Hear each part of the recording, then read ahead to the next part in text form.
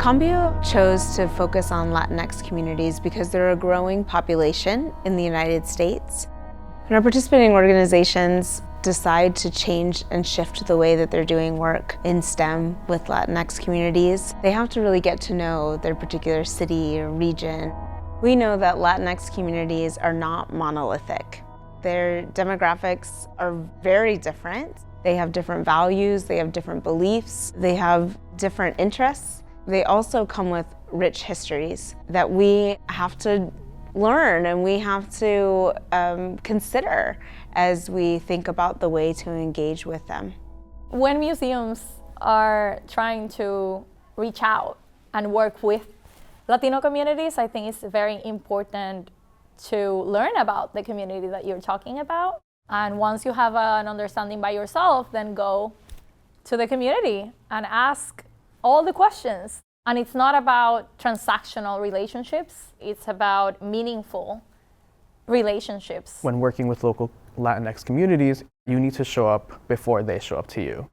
Do any outreach that you can do. Career fairs, or showing up to their after-school activities, or grant-funded programs. One of the major things I learned through Cambio was building that trust. And how do you build that trust? If you're always behind your desk. We realize as an organization that we need to have a presence in these communities. They need to feel represented. These communities live in Houston. They didn't know that Space Center Houston existed. On this journey with the Cambio team, everyone came with their own identities, from folks that are already identified as being within a Latinx community, to people who are new to understanding those communities, to people that have been in relationship and wanted to do more. And so I think a beautiful thing about this project was that people were learning and discovering new things about themselves, but also discovering new things about people around them. The Cambio experience has shown me the asset that Latinidad is, as well as how different it is depending on people. There's not that many people like me in the other zoos, so I really make it a point to make everybody feel as welcome as possible. I never really planned on being an educator, but I feel like my experience has been so unique and so fulfilling. Like, I'm really empowered and encouraged to make my way up and make change from within. Being from outside of the country and being a Latino, it has given me the opportunity to implement cultural relevance into the programs that I oversee. Cambio organizations have done a lot of shifts to become more welcoming, relevant, and sustaining with their connections with Latinx community members. So the Museum of Life and Science has had existing partnerships with Hispanic, Latino, Latinx partners for several years now.